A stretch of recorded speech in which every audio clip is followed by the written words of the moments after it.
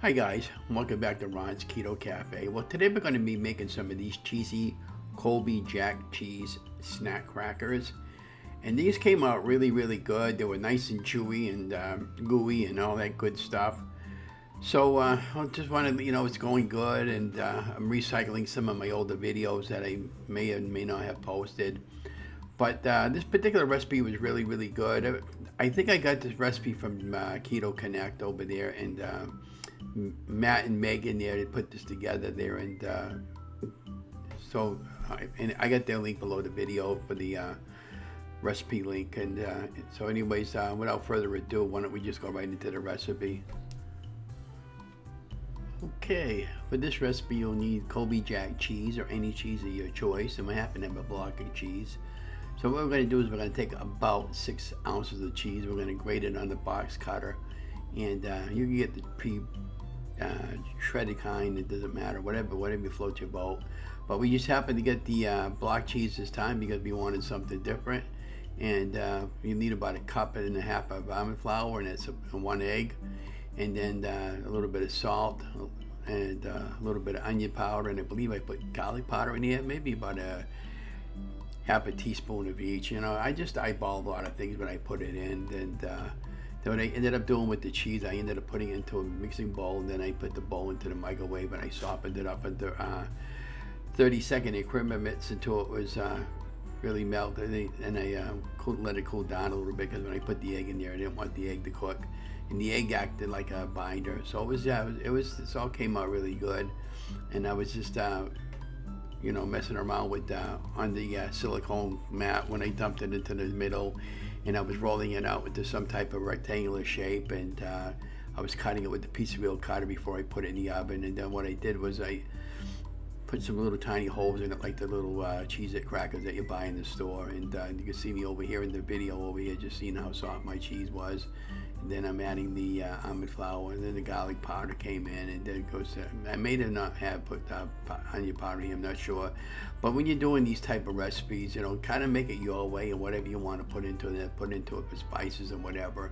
I don't like things too spicy because I get 10 alarm heartburn, so I got to be really careful when I put this together. And again, don't forget to go over there and support Matt and Megan over there in Keto Connect there. They got really a great YouTube channel. They share their family adventures with Theo and their nutty life that they live, and they can see me mixing it all up. They get it into a nice gooey paste, and it came out really good. You can even do all this in the food processor if you feel more comfortable using a food processor. And it kind of felt like it was a gradually sandpaper, and when I got it all mixed in there, and that's perfectly fine. And of course you can use your hands if you want. I was using a spatula, I was trying to keep everything as clean as I could. And I was the only one that is eating all this, because Donna, she doesn't do keto, but she will eat certain foods of mine that I do make, and she does like some of them. So when it's this silicone mat, I ended up getting it off of Amazon, which I get all my stuff, probably I would say about 98% of the stuff on Amazon. And I just dumped it on there, and I just took a clean sheet of parchment paper over the top of the dough, and then I was just trying to work it really well with the best I could with my hands, and then the rolling pin afterwards. And then I took a pizza wheel cutter, and then I was cutting my cracker shapes, and then before I put it into the oven, I ended up putting a little bit of spray on there for the cooking spray, and then I put a little bit of Redmond's real salt over the top to give them a little more salty taste. And we'll come back and talk about it towards the end of the video. And I put these in a 350 degree preheated oven for approximately 15 minutes. And remember, all oven times vary. So why don't we just continue on with the video until we get to the end.